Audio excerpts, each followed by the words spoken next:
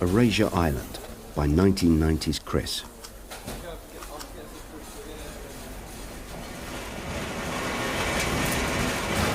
I haul my cage to my aisle. I pull the first box from the top, idly chatting to one of the older blokes about the shampoo we're putting out, about women, and now how he used to put it about. Do you know what I don't get? My fingers forcing curved bottles into straight lines, safety knife dangling at my side. I just don't understand how anyone could be gay. I don't expect rationale, but he gives some. Women are just so lovely and soft, you know? Their curves and their hair.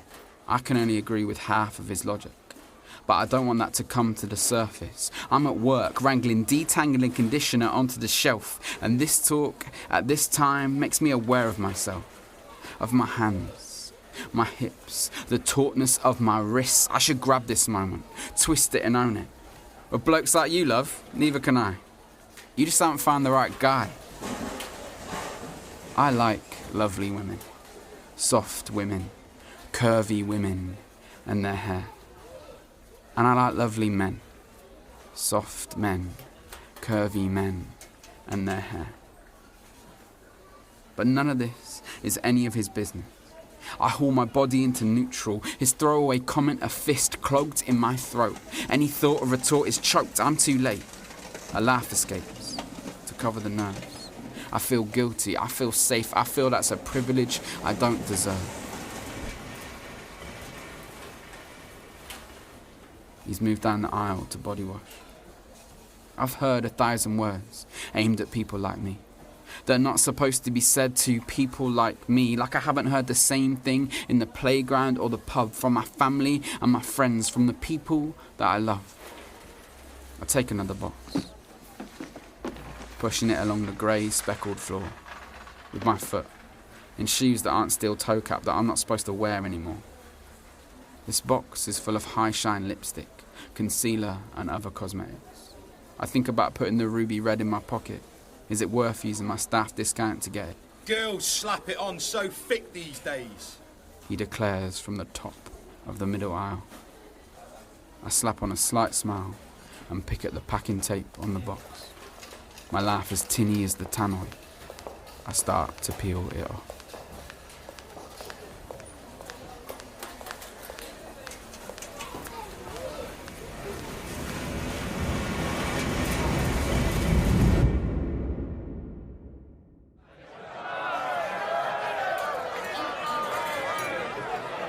Right, I've kind of had enough of the comments.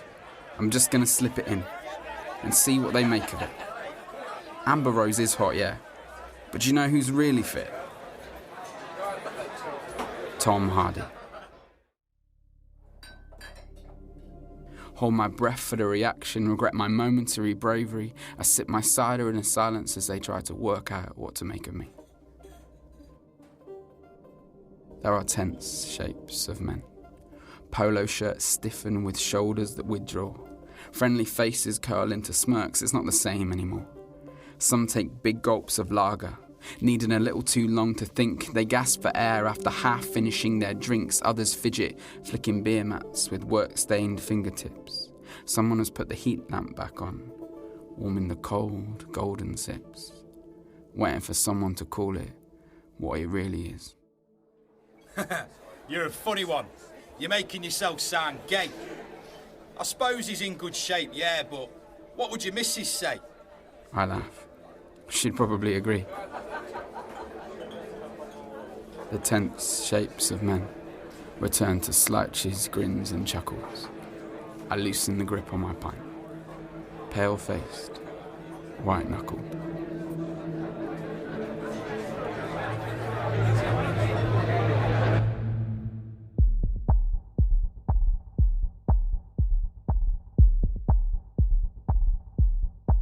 I'm a bit nervous to be here.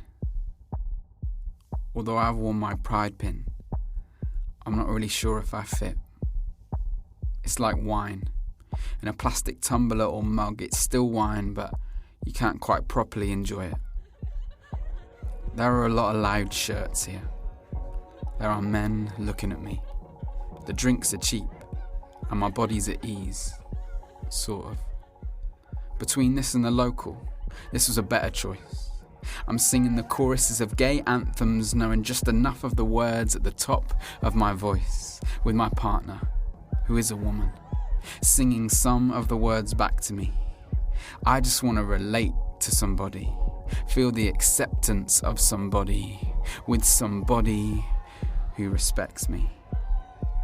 I am on a sticky dance floor, teaching my limbs to do things they haven't been allowed to before, things they were taught weren't for boys. I worry that people are looking at me, and at her, and at me, thinking that I'm just playing, that this pin is just nice guy aesthetic, that I could live this life or just as easily forget it, that my knowledge of Whitney Houston is at best pathetic, that I am a penis skeptic. I should have nicked that lipstick, risked my job for it. Boy, you're just pretending, boy, you don't belong here, masquerading faux femininity, you fair weather queer.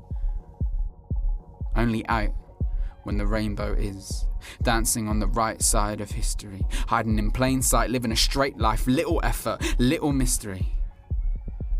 And if it's not them, it's her. Wondering whether she's changed her mind about my sexuality, cause my body is moving too far from masculinity, curves where straight lines used to be, too far from the way I presented myself initially when we first met and she decided that she wanted me. It's a fun night out, juggling those anxieties.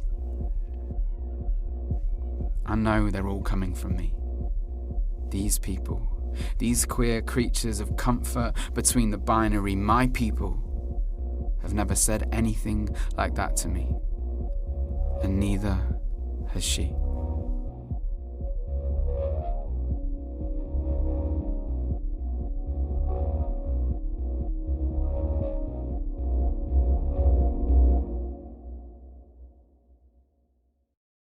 When I left my flat, the harness, the fur coat, and my mate's matte lipstick seemed like the perfect idea. But I'm in a queue, wrestling with loose change in a deep pocket of fear. I'm in a kebab shop under strip lights, and I feel very queer.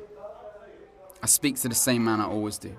Trying to avoid his eye, I focus on the questionable collage of fruit and veg to the left of the menu. All right, mate. I resist the urge to tell him it's fancy dress or wink and say it's only for the missus and that she loves it. I come clean with, how's it going? He reaches over the counter and shakes my hand. I look at him gratefully. He looks at me, knowing. The fear passes me by for a moment. He gives me a tightly wrapped cylinder of satisfaction with a wide smile. Says it's busy, sorry, so the chips are going to take a little while. I say it's fine, thanks. I hear the unmistakable tones of one-upmanship, the slurred drawl of tenuous pint-inspired friendship, and I sink a little. It swells behind me. I hear a deep voice, coloured by rollies and too much shouting. Excuse me, mate. What's that? I turn. He's wearing an enthusiastically branded t-shirt, a curb chain, a cap, and a grin that I've seen before. He holds himself like he's trying to scare a bear. Like he's got an aubergine between his legs. I look around, at the girl relying on a boyfriend for balance, at the uni types discussing how many hot wings they could eat for a challenge, at a guy taking phone orders with a finger in his ear, at the rave baby on her phone saying, "We're waiting for chips, can you get Amelia to come here?" At that man who just ordered a plain burger and still drinking a can. I'm in search, I'm in hope that I'm not the person that he's looking for, but I am. Aware of the lipstick stain on my halloumi wrap. In between my beard and soul patch, I take his question to be a threat. The cheap buckle on my harness is tested as I puff out my chest. I force it to grow in the only way I know to occupy this space. I use my man voice, from football, from when I meet people's dads and brothers. You what, mate? What's that you got? What? The wrap. It looks well good.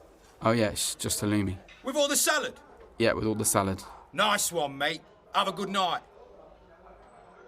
I get my chips, wipe the grease from my forehead, and step out into the streetlight.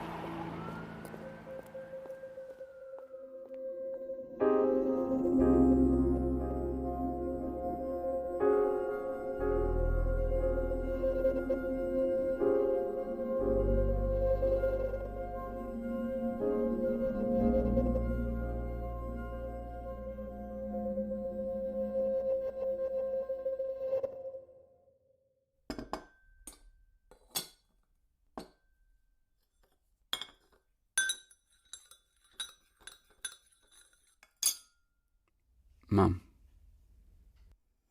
Dad. I've got something I need to say. You might want to sit down. Maybe I should have met you on neutral ground. This could go either way. In your front room, where I spilt blackcurrant squash on the new carpet, moved the settee a little bit to try and hide it. Where I've had countless opportunities to say but have shied away. Always found a reason not to wedge something else in between us. So, before I tell you, I need you to know.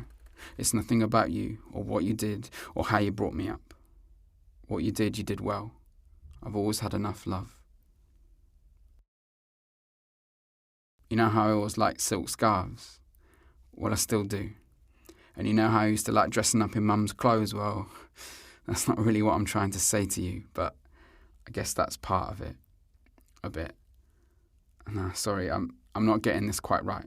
And I need to, because unless I really have to, I don't know if I'll find the courage again. You know I have a girlfriend. Well, I also like men. It's not a phase. It's a real thing. I'm pretty sure, yeah. I have checked. Let's not get into it, shall we? I mean, we can. Thank you, Dad. Yep, you're right. It's not really anything to do with you. Yeah, Mum. It's not exactly new. I have been like this forever. Yeah, as long as me and her have been together. And much before that. I still like women. And actually, I like anyone in between. Gender doesn't really matter to me. I guess I knew when I was about 14. It doesn't mean anything for me and her, no. That's just all the same. Nothing is actually going to change. I don't want anything to change, especially between me and you. I want it all to be exactly like before you knew. Like it's nothing. It's not nothing, but it's not something I want anything to be made of. It's made me, but not all of me. It's just a patch in the patchwork, a mole on the skin. A skin I'm trying hard to feel comfortable in. I don't want this to be another thing in between me and you. I just thought it was important that you knew. Mum, Dad, I've got something I need you to say. I love you, and it's okay.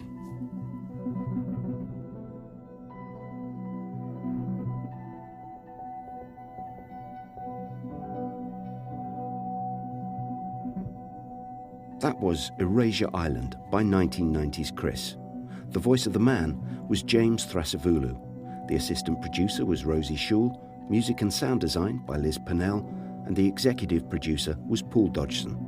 With thanks to Deanna Roger and the participants of the interviews whose stories made this programme possible. That was a rural media production for new creatives, supported by Arts Council England and BBC Arts.